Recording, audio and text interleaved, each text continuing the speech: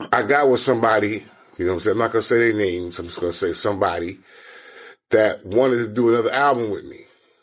So I said, cool. I gave him my price. And the price was, to me, was low, you know, and they were supposed to give me the money. And I go in the studio and I start banging out. So he came to me and was like, yo, I can only cut you a third of the money I'm supposed to give you. I said, you know what, man? I want to do these songs. You know what I'm saying? If you're going to do this and that and the third, let's do it. You give me the money as we go. You know what I'm saying? I'll take a third again. I'll take a third again when we finish the actual recording of the album. Nothing happened. No money.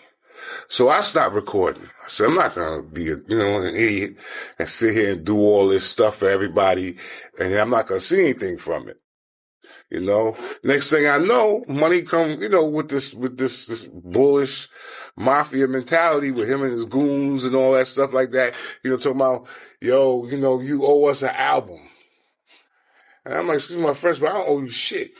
You owe me money. You know what I'm saying? So if you can come up with the rest of this dough, then we can come up with the rest of the album. No dough, no records. That's it.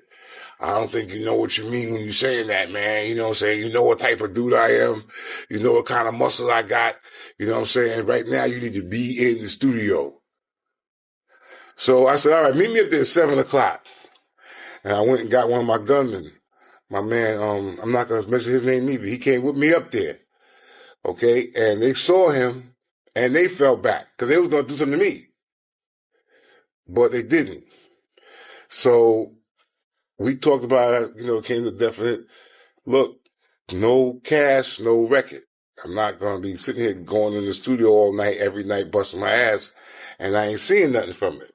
And you're making me feel like even if you did have the rest of that cash, us taking it to the next level is going to be a problem because there's going to be money problems. I can see it already.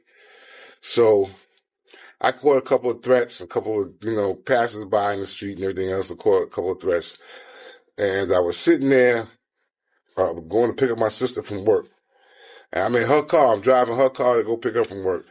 And I just was sitting in the chair and I was like, God, I'm so tired of everything that's going on. I was in my sister. I called my sister because we've known each other for so long. You know what I'm saying? It's like brother and sister, you know. But I was in my sister's car and I had a gun in my lap. And I'm sitting there and I'm talking to God. I'm like, Lord, I don't want to do this. But if it comes to getting ugly where somebody's going to be trying to kill me, I'm going to have to do something first or do something to prevent that from happening. You know what I'm saying? And I was like, I'm frustrated. I really need your advice and your love right now.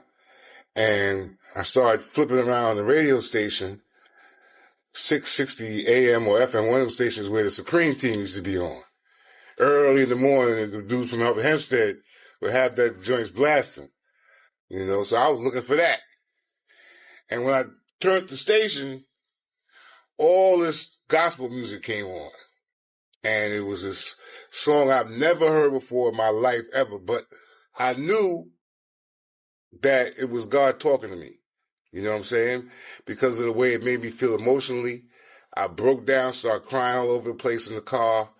And I'm sorry. I was thinking about trying to do this to somebody because it was really in my heart to kill him. You know what I'm saying? I was going to do it.